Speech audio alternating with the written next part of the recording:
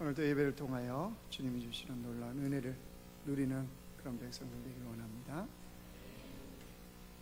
우리나라 국민들에게요, 얼마나 행복한가 하는 이 의식 여론조사를 한 리서치 기관에서 했습니다. 그래서 우리나라 국민들에게 지금 행복하십니까? 라고 물었더니 응답한 대상 중에 34.6%가 난 행복하다, 이렇게 대답을 했다는 거예요. 그러면 통계적으로 보면 우리나라 국민 10명 중 몇 명이 3명 내지 4명은 행복하다, 이렇게 대답을 한 겁니다. 그 조사를 보면서 종교기관, 이렇게 종교 생활을 하는 사람들은 어떻게 대답했을까, 이게 궁금했어요. 그랬더니 거기 분류를 해놨어요. 저는 이 개인적으로 그런 마음이 있습니다. 우리 개신교는 주님을 직접 만나서 우리가 대화하고 또 우리 마음을 터놓고 은혜를 누립니다.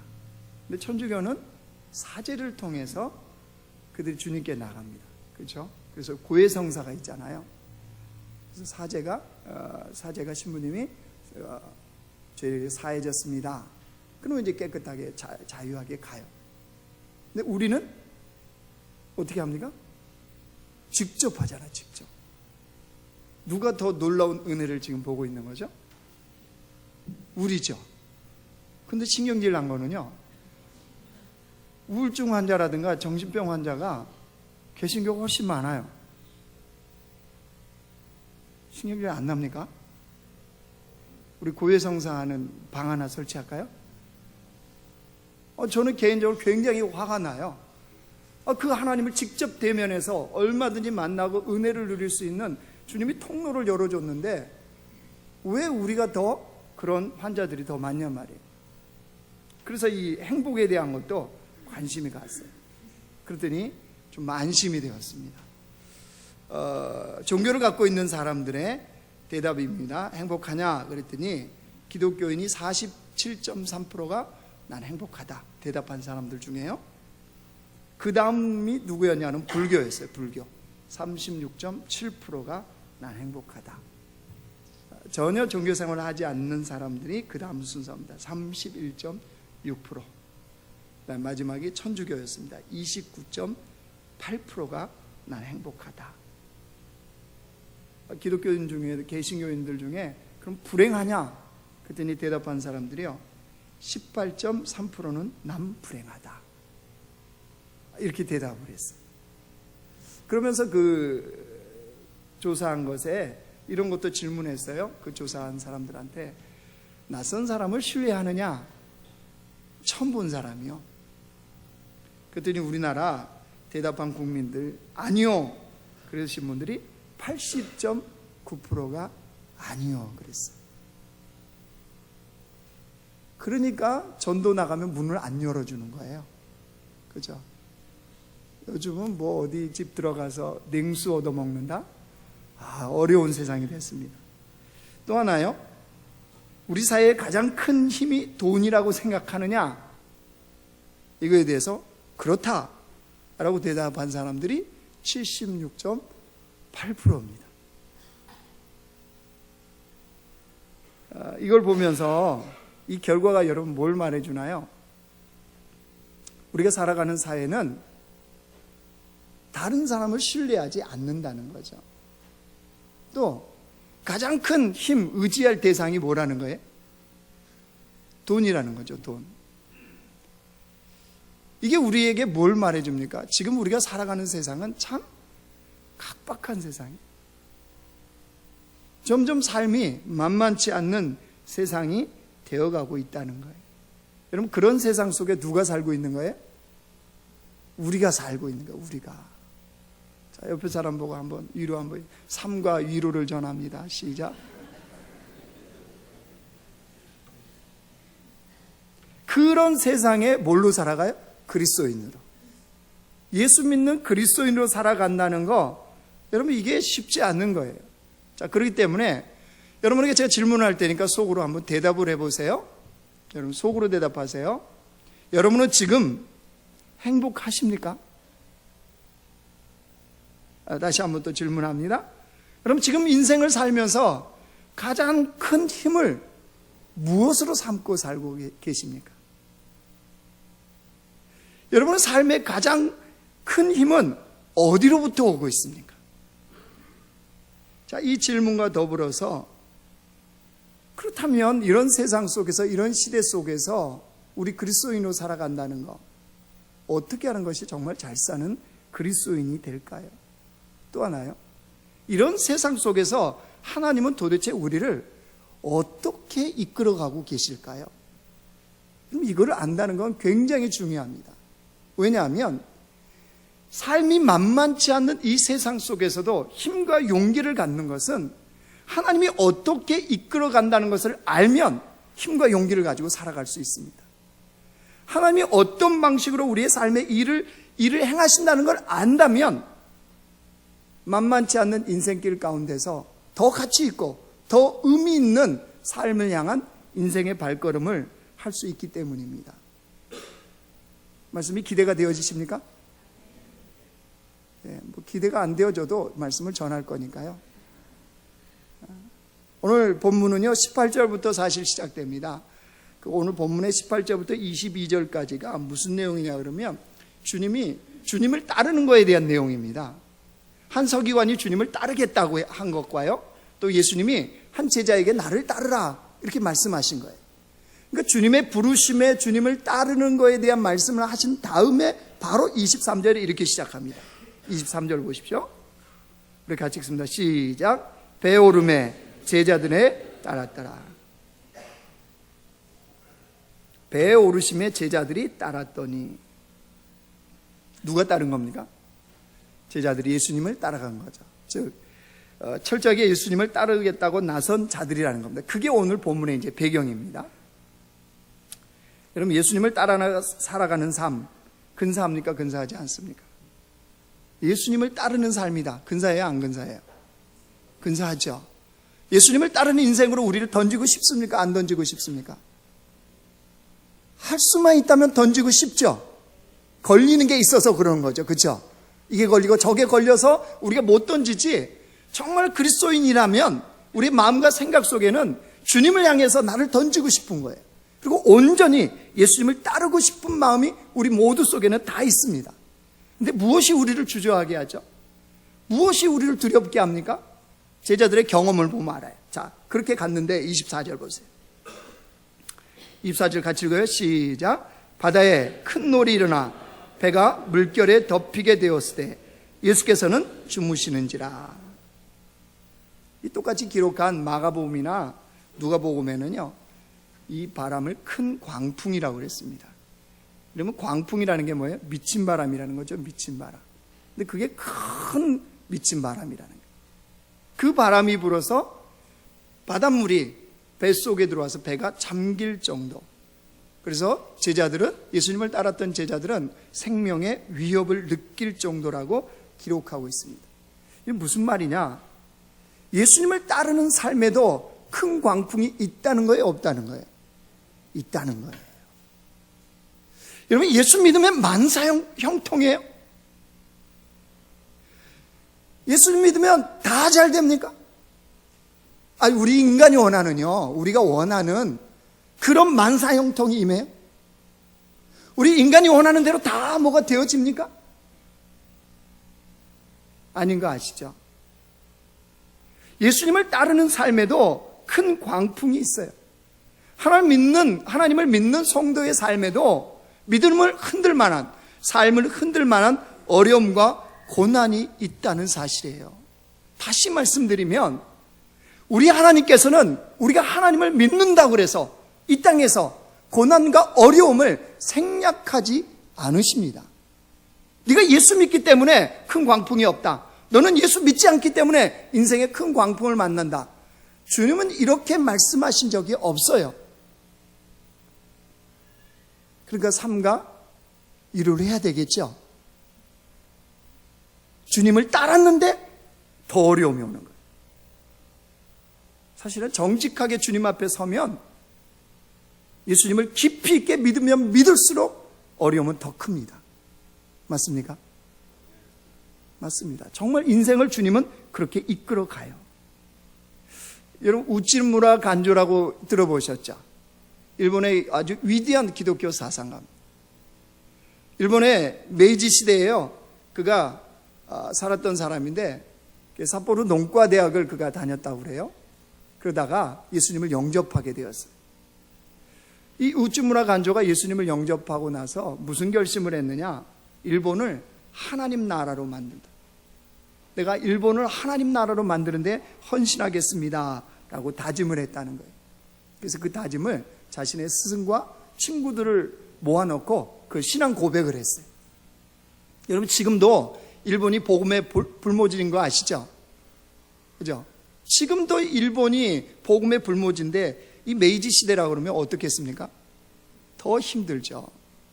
그런데 그런 고백을 이 우찌무라 간조가 한 겁니다. 그러니까 사람들이 충격을 받았죠. 일본을 하나님 나라로 만드는데 자신의 인생을 드리겠다. 그러니까 주변 사람이 다 충격이었죠. 자, 우리 생각에는 이렇게 주님을 따르고 주님을 위해서 살겠다고 하면 우리 생각에는 그래요. 하나님이 좀 잘 풀어주시고 우찌무라 간조를 통해서 일본을 복음화시키고 하나님 놀라운 능력을 그를 통해서 드러내는 이 하나님, 이런 하나님을 기대하잖아요. 근데 우찌무라 간조의 삶이 여러분 어떻게 됐는 줄 아십니까? 그때부터 무수히 많은 테러의 표적이 되었습니다. 또한 우찌무라 간조는 직장을 잃었습니다. 아내도 잃었습니다. 자녀들도 잃었습니다. 이런 삶이 그의 삶에 펼쳐지는 거예요. 그럼에도 우찌무라 간조는 평생 예수님을 따르는, 예수님을 위해서 헌신하는 삶을 포기하지 않았어요. 우찌무라 간조가요 했던 유명한 말이 하나 있습니다. 나는 두 가지 제의를 위해서 헌신합니다. 두 가지 제의를 사랑합니다.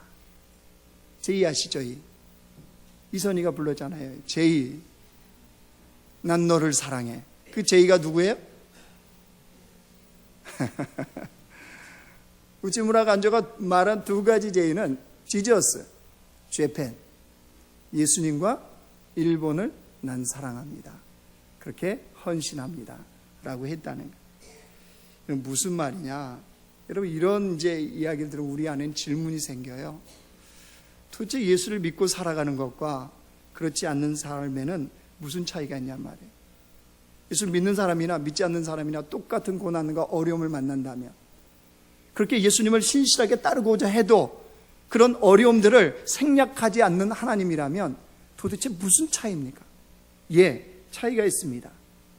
우리 주님께서 우리 인생의 고난과 어려움을 생략하지 않는 대신에 주님은 무엇을 행하시느냐? 그 어려움을 통하여 우리의 관점을 바꾸어 가십니다. 그 어려움을 통하여 우리의 삶의 자세와 태도를 주님은 바꾸어 가십니다. 여러분, 이것이 얼마나 중요한 줄 아십니까? 우리의 관점과 우리의 삶의 자세와 태도가 바뀐다는 것, 이거는 너무너무나도 중요합니다. 사복음서에요, 예수님의 제자들이 나오잖아요. 여러분, 사복음서에 나온 예수님의 제자들의 모습은 어떻습니까? 자, 선택하세요. 첫째, 찌질이다. 두 번째, 훌륭하다. 세 번째, 관심 없다.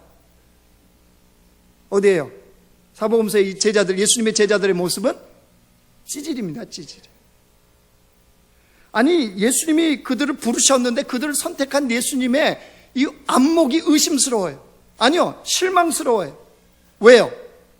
예수님의 제자들은 세상 사람들과 전혀 구별이 없어요. 예수님 십자가에 죽는다고 말씀하셔요. 근데 제자들은 무슨 다툼하고 있어요? 누가 큰 자리에 차지할 거냐? 주님의 나라가 임할 때 누가 좌의정하냐? 누가 우의정하냐? 이 싸움하고 있지 않습니까? 이런 얼마나 한심합니까? 예수님이 붙잡히셨어요?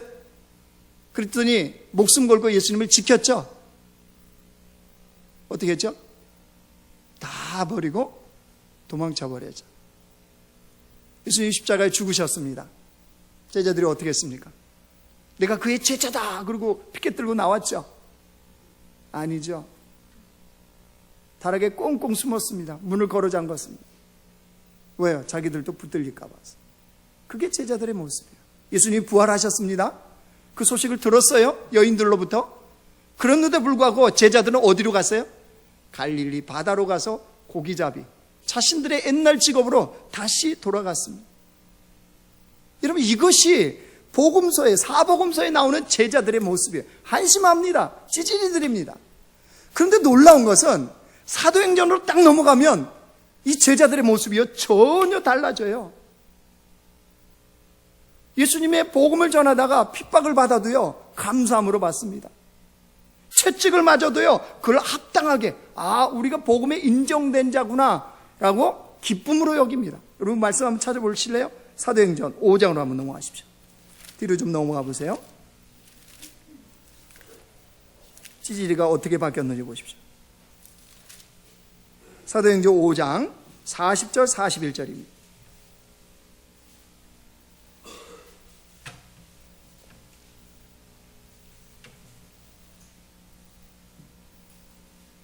신약성경 195쪽입니다. 한 목소리 읽습니다. 시작. 그들이 옳게 여겨 사도들을 불러들여 채찍질하며 예수의 이름으로 말하는 것을 금하고 놓으니 사도들은 그 이름을 위하여 능욕받는 일에 합당한 자로 여기심을 기뻐하면서 공회 앞을 떠나니라. 예수 이름을 전하는 것 때문에 채찍질 당하고 고난받고 능욕받은 것을 뭘로 여겼대요? 기쁨으로 여겼대요. 기쁨으로. 여러분, 이게 어떻게 이렇게 제자들이 달라졌을까요? 어려움을 보는 관점이 바뀐 거죠. 그러니까 태도와 자세가 바뀔 수밖에 없는 거죠. 여러분, 무슨 말을 하는 겁니까? 예수님을 따르는 자의 삶에는 고난과 어려움이 생략되지 않습니다. 내가 신실하게 주님을 믿어도 고난과 어려움이 따릅니다. 그런데 그로 인해서 그 고난을 바라보는 우리의 관점이 바뀌어요. 어떻게 해요? 하나님의 관점으로 바뀝니다. 그래서 고난을 하나님의 관점에서 해석하기 시작합니다. 그러니까 삶의 자세와 태도가 어떻게 되겠습니까? 당연히 바뀔 수밖에 없는 거죠. 그래서 그런 백성들은 더 이상 그 고난, 큰 광풍이 더 이상 두려움의 대상이 되지 않는 거예요. 여러분, 그리스도인이 누리는, 예수님을 믿는 주의 백성들이 누리는 복은, 축복은 바로 이것이라는 사실입니다. 아멘? 문제가 해결되고 내 사업이 잘 되고 내가 건강하게 이 땅에 장수하는 것만, 그런 것이 여호와께서 주시는 복이 아니고, 인생에서 하나님의 관점으로 내가 문제를 바라볼 수 있게 되고 인생을 바라볼 수 있게 되고 세계를 바라볼 수 있는 이것이 그리스도인들이 누리는 진정한 복이라는 사실이에요. 그럼 남자와 성도들은 그런 눈이 열리기를 원합니다. 그렇게 인생에서 해석을 하고 살아가는 주의 백성들이 되기를 원합니다. 여러분, 그런 복만 있는 게 아니에요. 24절도 한번 보세요. 24절. 다시 넘어오세요. 마태복음 8장. 마태복음 8장 24절 시작. 바다에 큰 놀이 일어나 배가 물결에 덮이게 되었으되 예수께서는 주무시는지라. 여러분, 그 큰 광풍, 죽음의 위협을 느끼는 큰 광풍이지만 그 자리에 누가 있었어요? 예수님이 계셨다는 사실. 여러분, 이게 복입니다. 우리 그리스도인은 이게 복이에요. 우리 아무리 편하고 넓고 성공적인 인생을 살아도, 세상 사람들이 누가 봐도 부러운 인생을 산다 할지라도 그 자리에 주님이 없으면 그곳이 어디예요? 지옥입니다. 하지만 내가 좀 좁고 힘들고 좀 무너지기도 하고 이런 삶의 자리를 내가 산다고 할지라도 그 자리에 주님이 계시면 그곳이 어디예요? 천국입니다. 여러분, 그리스도인은 바로 그것을 누려가는 거예요. 모세도 보십시오. 모세가 세상적으로 얘기하면 가장 잘 나갔을 때가 어디입니까? 애굽의 왕자로 있었을 때예요. 애굽의 왕자로 있으면서 모세는 가슴속에 커다란 꿈이 있었습니다. 자신의 조국 이스라엘을 구원하고자 하는 이 꿈, 그 꿈이 자신의 가슴을 뛰게 했어요. 그런데 그 꿈 때문에 결국 어떻게 됐습니까? 모세는 살인자요 도망자로 전락해버렸습니다. 광야로 도망칩니다. 광야 40년 동안의 그 생활을 보냅니다. 이제 모세가 드디어 80세가 되었습니다. 모세 가슴 속에는요, 꿈이 없습니다. 심장이 뛰질 않습니다. 어떤 힘도 없습니다. 체력적으로도 바닥입니다. 아무것도 없는 모세. 그런데 여러분, 그때 모세가, 그 시점이 모세 인생의 새로운 차원으로 바뀌는 분기점이라는 사실을 아세요? 무엇 때문이죠? 모세가 그 80세의 광야에서, 아무것도 없는 그 광야에서 떨기나무 불꽃 가운데 임하시는 주님을 만나는 순간이 모세 인생의 새로운 차원의 분기점이 됩니다. 우리 인생에 무엇이 중요하다는 거예요? 주님이 함께 하시는, 주님이 임재하시는 이 삶의 자리가 가장 복된 자리라는 거예요. 어떤 상황에, 광풍에도 여호와의 임재가 있으면 되는 거예요. 고난의 자리에도 여호와의 임재가 있으면 되는 거예요. 내가 죽을 것 같은 어려운 상황, 짓눌린 상황에도 여호와의 임재가 있다면 그 자리가 복된 자리인 거예요. 여러분, 그리스도인은 어디를 가는 거예요? 그 자리를 가는 거예요. 화려하고 좋고 넓은 자리를 가는 게 아니라 좁고 가난하고 무너져도 주님이 임재하시는 자리라면 그거를 따라가는 것이 바로 그리스도인이에요. 여러분, 그렇기 때문에 인생에 큰 광풍 만나잖아요. 주님 생략 안 하신다며요. 그러면 인생의 큰 광풍을 만날 때 우리가 가장 먼저 점검해야 되는 게 뭘까요? 어떻게 이 광풍을 피하느냐, 어떻게 이걸 해결하느냐, 이게 우리의 첫 번째 관심이 되면 안 됩니다. 힘들죠. 힘 안 든다는 말씀하지 않겠어요? 힘들어요. 죽을 것 같아요. 차라리 죽었으면 좋겠다, 이런 생각을 가질 수도 있어요. 근데 그때 우리가 가장 먼저 점검해야 되는 것이 그 자리에 여호와의 임재하심이 있느냐, 이게 우리의 첫 번째 점검사항이야. 그리고 우리가 구해야 될 첫 번째도 그 자리에 여호와의 임재를 느끼는 백성이 되게 해달라고 우리가 기도해야 된다는 사실입니다. 그렇다면 여러분, 이제 적용입니다. 적용. 그걸 알겠어요. 근데 머리로 생각이 되어져요. 그러면 어떻게 손과 발로 우리가 이것을 움직이냔 말이에요. 어떻게 오늘 본문의 말씀을 나의 삶의 한 주간 동안도 적용하냔 말이에요. 25절 보십시오. 25절 같이 읽어요. 시작. 그 제자들이 나와 깨우며 이르되 주여. 여러분, 이 상황을 한번 생각해 보십시오. 예수님은 그 배에서 주무시고 계십니다. 누워서. 제자들은 배를 타고 노를 젓고 가고 있습니다. 큰 광풍을 만났어요. 갈릴리 바다에서.